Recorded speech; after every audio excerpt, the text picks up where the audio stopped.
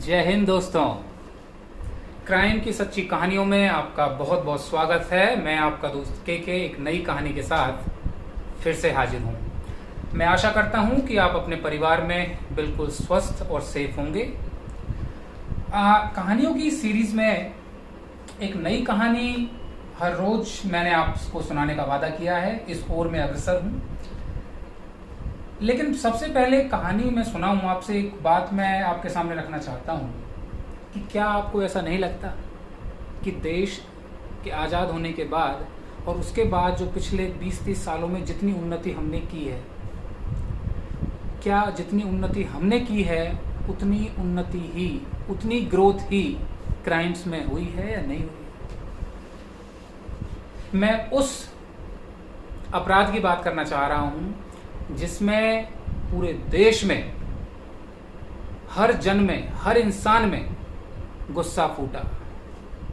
मैं उस केस की बात करने जा रहा हूं जिसमें देश में गांधी जी के बाद दूसरा ऐसा केस हुआ जिसमें बहुत ही जल्दी गुनहगारों को फांसी लग गई। जी हाँ, मैं बात कर रहा हूं रंगा और बिल्ला की। रंगा और बिल्ला दो ऐसे नाम जो आमतौर की भाषा में हम लोगों ने सुन रखे हैं। इनके ऊपर कुछ फिल्में भी बनी हैं, कुछ सीरियल्स भी बने हैं। लेकिन मैंने सोचा कि इस कहानी के माध्यम से मैं आपके सामने रंगा और बिल्ला का पूरा वो चिट्ठा, जहां तक इनको फांसी लगी, वो आपके सामने रखूं। बहुत से लोगों को इनका मालूम है और मुझे पूरा विश्वास है बहुत से लोगों को अभी भी रंगा और बिल्ला की कहानी के बारे में मालूम नहीं है। तो कहानी को शुरू करते हैं। कहानी में रंगा जो है, रंगा खुश नाम था इसका। बेसिकली इसका असली नाम कुलजीत सिंह था और एक था बिल्ला, उसका नाम था जसबीर सिंह। तो बेसिकली रंगा और बिल्ला दो अलग अलग इंसान थे, ये कोई भाई नहीं थे। जो बिल्ला था वो बंबई में था, रंगा हरियाणा से था। जॉब के सिलसिले में रंगा का जाना होता है मुंबई में और वहाँ किसी थर्ड पर्सन के जरिए इसकी मुलाकात होती है पहली बार बिल्ला से। रंगा एक ड्राइवर था, बिल्ला उस समय छोटे मोटे क्राइम करता था मुंबई में, जैसे गाड़ियों चुरा लिया गाड़ियों को, या कोई छोटी मोटी चोरी कर ली, या छोटे मोटे कोई चाकू छुरा मार दिया। इस तरह के छोटे अपराध इसके नाम थे, गाड़ियों का चोरी थी। तो इन दोनों ने मुंबई में गाड़ियों को चुरा करके और बेचना शुरू कर दिया। लेकिन नियति देखिए, समय देखिए, वहां जब पुलिस की धरपकड़ ज्यादा हो गई तो इन दोनों को वहां से भाग करके दिल्ली आना हुआ। और दिल्ली आने के बाद, कहते ना चोर चोरी से जाए पर हेरा फेरी से ना जाए, दिल्ली आने के बाद इन्होंने वही धंधा शुरू किया और 2-3 गाड़ियां वहां चुराई। अब समय खराब था, किस्मत अच्छी नहीं थी उन दो बच्चों की, जिनका नाम था गीता चोपड़ा, जो 16.5 साल की गुड़िया थी, और संजय चोपड़ा, जो कि 14 साल का एक बच्चा था। संजय 10वीं क्लास में था, एक मॉडर्न स्कूल है दिल्ली में, वहाँ पढ़ता था। और गीता भी एक कॉलेज था वहाँ पर, जीसस एंड मैरी कॉलेज, वहाँ सेकेंड ईयर में पढ़ती थी। अब दोनों बच्चे घर से शाम को दो बातें हैं यहाँ पर। उधर से उन्होंने एक गाड़ी चुराई, एक फिएट गाड़ी थी, हल्का पीला रंग था, वो गाड़ी चुराई। इधर से इन बच्चों का 6:15 बजे शाम को घर से निकलना हुआ। और किस लिए निकलना हुआ? क्योंकि इन्हें एक प्रोग्राम आता था उस समय रेडियो पे, अब पता नहीं आता है कि नहीं, युवा वाणी, ये क्या बोलते हैं, आका ऑल इंडिया रेडियो पे, वहां पर इन बच्चों को जाना था, जो कि सफदरजन उस पे पड़ता है, मार्ग पे। अब हुआ वही, बच्चे निकल गए शाम को 6:15 बजे। तो शाम को जब ये 6:15 बजे निकले तो इनको एक आदमी ने लिफ्ट दी। सबसे पहले से लिफ्ट दिल्ली में आमतौर पर मांग लेते हैं लिफ्ट, तो बच्चों को लिफ्ट दे दी। जब ये गोल डाक खाना के पास पहुंचे, वहां पर एक बंदा था, MS नंदा कोई आदमी था, उसने इन्हें लिफ्ट दे दी।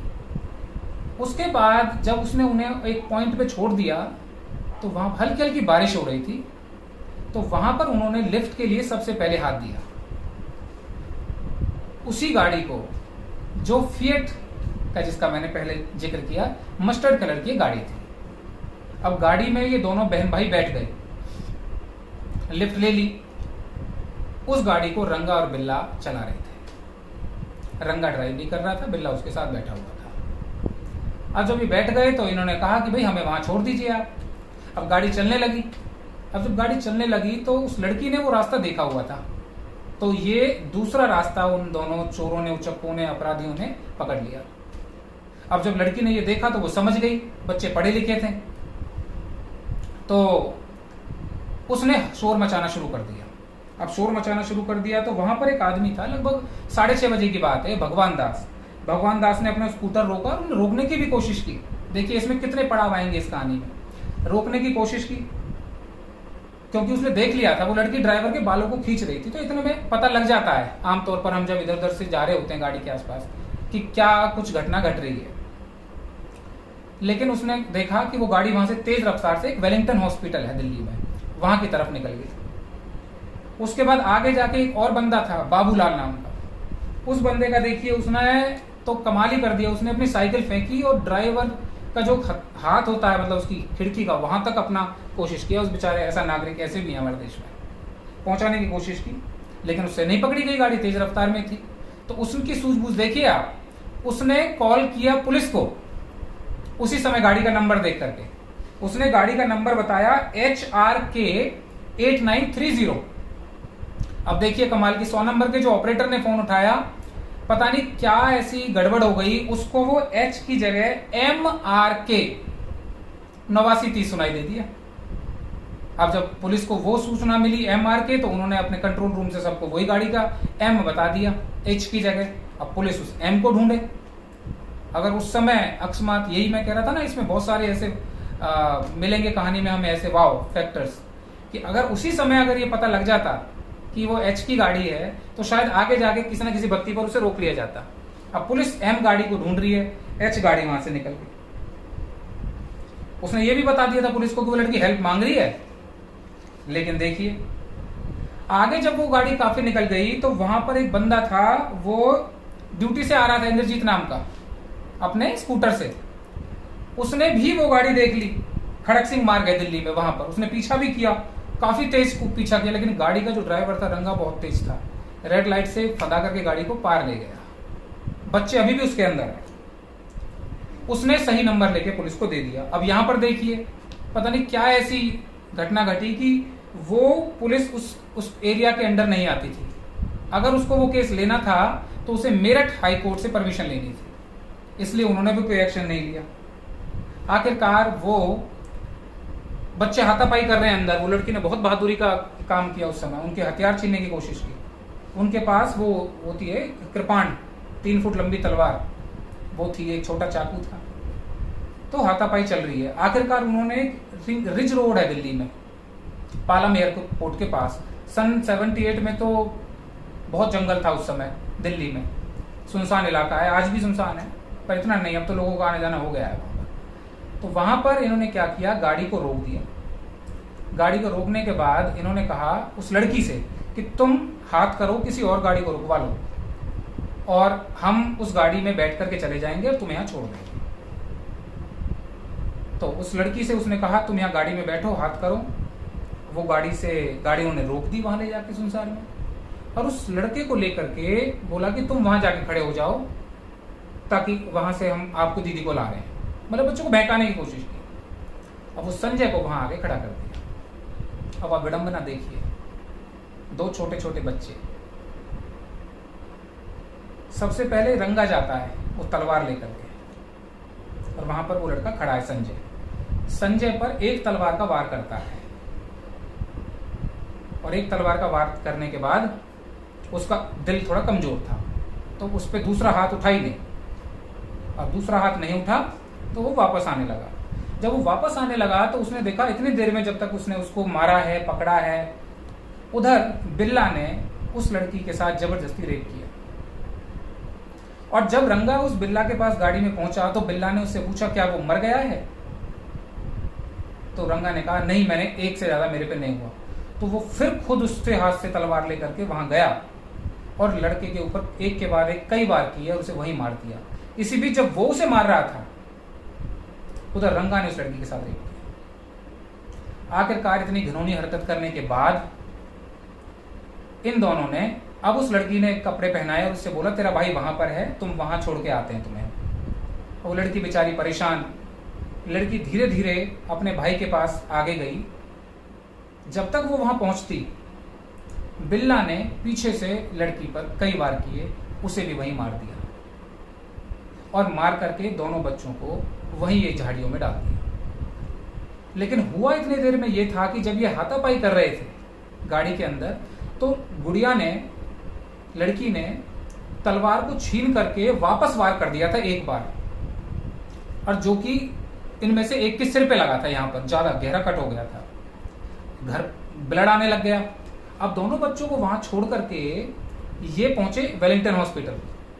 हॉस्पिटल में आपको पता है एक्सीडेंट केस हो जाता है तो पुलिस का पहले बयानबाजी होती है। वहां एक पुलिस वाला था, तो पुलिस वालों ने पूछा कैसे लग गई भाई सर में बताओ। इन्होंने झूठ मूठ बोलने की कोशिश की वहां पर कि भाई जी हमारे ऊपर किसी ने हमला बोल दिया, चोरों ने हमसे लूट के ले गए पैसा।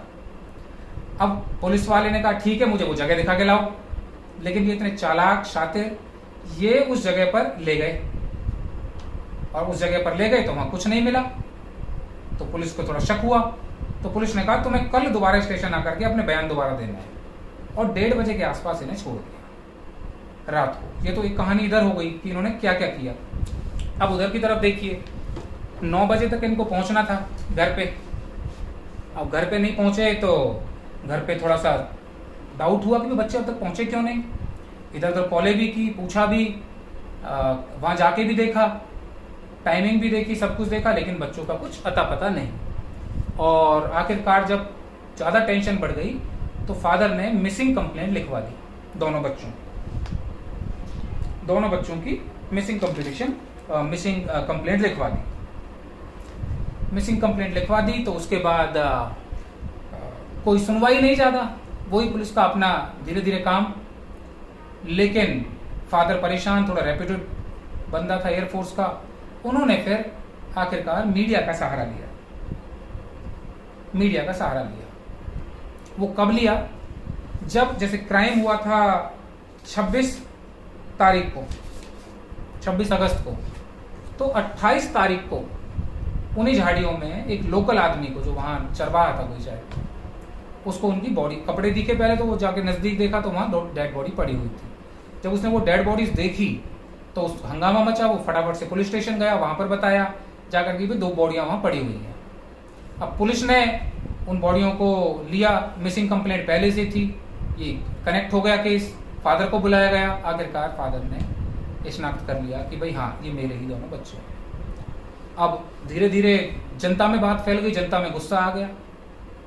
आखिरकार फादर ने अंत में जाकर के, जब बात नहीं बन रही थी, टेंशन के मारे मीडिया का सहारा लिया और मीडिया को उसने बताया कि ऐसे ऐसे मेरे बच्चे खो गए हैं और ऐसे ऐसे उनका हुलिया है, क्योंकि उन बंदों को भी अखबार के थ्रू पता लग गया था जिन्होंने रास्ते में रोकने की कोशिश की थी।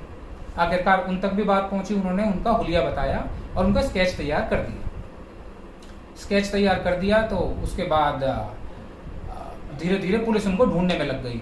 इधर क्या बोलते हैं, हरियाणा में भी दबिश की गई, इधर से पंजाब में भी पूछा और हिमाचल में भी, हिमाचल तक कोशिश की, लेकिन उनका अता पता नहीं था। लगभग 10 दिन बीत गए। 10 दिन बीतने के बाद, अब ये भी देखिए एक विडंबना है, 10 दिन बीतने के बाद आगरा में ये दोनों रंगा और बिल्ला रेल में चढ़े। वो रेल जा रही थी कालका शिमला, रेल के डब्बे में चढ़ गए। अब रेल के डब्बे में चढ़ गए, बिल्ला थोड़ा गुस्से वाला था। अब जब रेल में चढ़ गए तो रेल में अकस्मात ही वो फौजियों का डब्बा था सारा, उसमें फौजी जाते हैं, आगरा कैंट है पूरा, कई बार पूरी बटालियन जाती है रेलों में। अब उस डब्बे में चढ़ गए। अब एक में से एक फौजी ने पूछ लिया भाई तुम यहाँ क्यों चढ़ गए? अब बिल्ला ने पहले तो झूठ बोल दिया कि मैं तो फौजी हूं। अब फौजी, उसने सुना तो उसका आई कार्ड दिखाओ अपना। अब आई कार्ड उसके पास थे नहीं, तो थोड़ा में बहस हो गई। अब वो बहस हुई, थोड़ा शोर शराबा हुआ, तो पीछे जो और फौजी थे उन तक बात चली गई। और जब उन तक बात गई तो उनमें से अकस्मात ही देखिए एक फौजी ने वो अखबार में उनका चेहरा देख लिया था, तो उसने कहा कि मुझे इन पे डाउट है, ये मुझे कुछ ऐसा दिख रहा है। होना क्या था, उनको फटाफट से पकड़ लिया। उसके बाद उन्होंने बताया, फिर दिल्ली फोन करवाया। आखिरकार उनको दिल्ली में वापस भेज दिया गया, उनको पकड़ लिया गया। शुरू में तो वो मना करने लगे, नहीं हम नहीं थे, हम कहाँ हैं, ये हैं वो हैं। लेकिन कुछ चीजें वहां ऐसी हुई थी जिसके कारण उनको पकड़ा गया।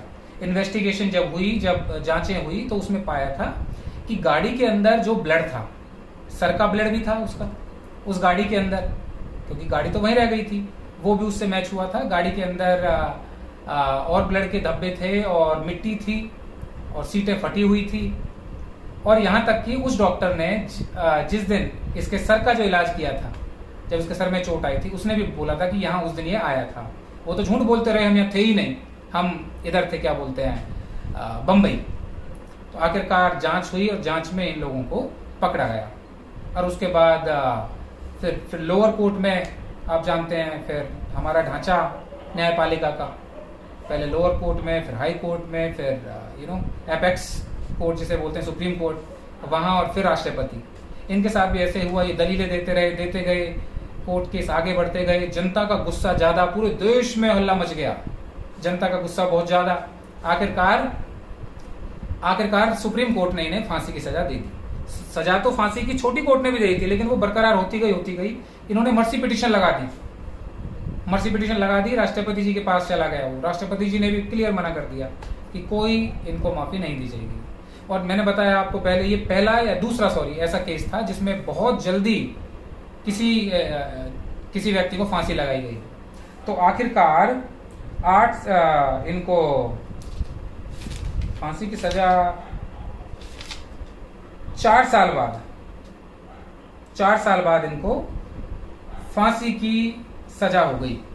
इन दोनों दरिंदों फांसी की सजा हो गई दिल्ली के तिहाड़ जेल में।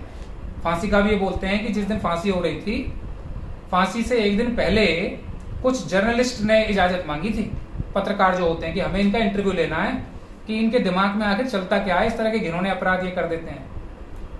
तो उस समय हाई कोर्ट ने इजाजत दे दी थी, लोअर कोर्ट ने मना कर दिया था। तो 5 पत्रकार इनके पास चले गए थे। तो 5 पत्रकार ने जब वहां इंटरव्यू लिए, तो बिल्ला ने तो क्लियर बात ही करने से मना कर दिया था, उसका मैं कोई बात नहीं कर रही। और रंगा यही कहता रहा कि मैंने ये काम नहीं किया है, मैंने ये काम नहीं किया है। और अगले दिन फांसी होनी थी, तो फांसी में भी बताते हैं कि रंगा जो है उसको तो खींच के ले गए थे, मतलब फांसी के पंदे तक ले जाना भी बहुत भारी हो गया था, और उठा के ही ले गए थे वहां तक। बिल्ला शांत था, वो कुछ बोला नहीं था। आखिरकार इन दोनों को फांसी लग गई और अंत हुआ इन दरिंदों का। दोनों बच्चों के गुजर जाने के 4 साल बाद 5 अप्रैल 1981 को इन दोनों को मरणोपरांत कीर्ति चक्र का पुरस्कार दिया गया। और Indian national council of child welfare ने 1978 में ही ये घोषणा कर दी थी कि इन दोनों बच्चों के नाम पर, जिसे नेशनल चाइल्ड ब्रेवरी जो अवार्ड होता है, इन दोनों बच्चों के नाम पर रखा जाए, जिसको इन्होंने कहा कि संजय चोपड़ा अवार्ड और गीता चोपड़ा अवार्ड। इन दोनों के नाम पे आज भी इनाम, जो बच्चे बहुत बहादुरी दिखाते हैं उनको इनाम मिलता है। कि जिस तरह से इन दोनों बच्चों ने उन दरिंदों के साथ बहुत ज़्यादा संघर्ष किया, पूरे रास्ते ये लड़ते रहे, अपने आप को बचाने की पूरी कोशिश की, और सरकार ने सोच समझ करके इनके ऊपर, इनके नाम के ऊपर जो ये इनाम रखा है, भारतीय जनता तहे दिल से बहुत बहुत शुक्रगुजार है। अंत हुआ इस तरह की बुराई का, लेकिन मुझे खेद है कि आज भी इन बातों को 40 साल हो गए हैं, लेकिन इस तरह के जघन्य अपराध हमारे देश में, कोई भी जिला हो, कोई भी राज्य हो, कोई भी गांव हो, लगातार बढ़ ही रहे हैं, घट नहीं रहे हैं। तो इसमें ज़रूरत है हम सबको, मुझे, आपको और मेरे सभी दोस्तों को, और जिनको मैं जानता भी नहीं उनको भी, कि हमें सतर्क रहने की ज़रूरत है। हमें मिलजुल कर रहने की ज़रूरत है। हमें एक दूसरे के साथ देने की ज़रूरत है। अगर हम इस तरह से करेंगे तो हम जरूर अपना बचाव कर लेंगे। तो यही मैसेज भी है इस कहानी का। और मुझे पूरा भरोसा है आपको मेरी कहानियों में इंटरेस्ट ज़रूर आता है, और नहीं भी आता है तो आप मुझे लिखकर बताइए, मैं अपने आप को और इम्प्रूव करने की कोशिश करूँगा। लेकिन मेरा मकसद सिर्फ यही है कि इस कोरोना काल में आप लोग अपने घरों में हैं और मैं आपको अपनी कहानियों के थ्रू न केवल आपका मनोरंजन करूं, बल्कि आपको देश के अंदर किस समय में क्या हुआ और कैसे हुआ इस चीज़ की भी जानकारी दूं, जिससे मेरे भाइयों को, बहनों को, मेरे साथियों को थोड़ा बहुत देश दुनिया के बारे में पता लगे। तो इन्हीं शब्दों के साथ आज की इस कहानी को मैं विराम देता हूं। कल फिर मिलेंगे एक नई कहानी के साथ। तब तक के लिए बाय बाय। Thank you.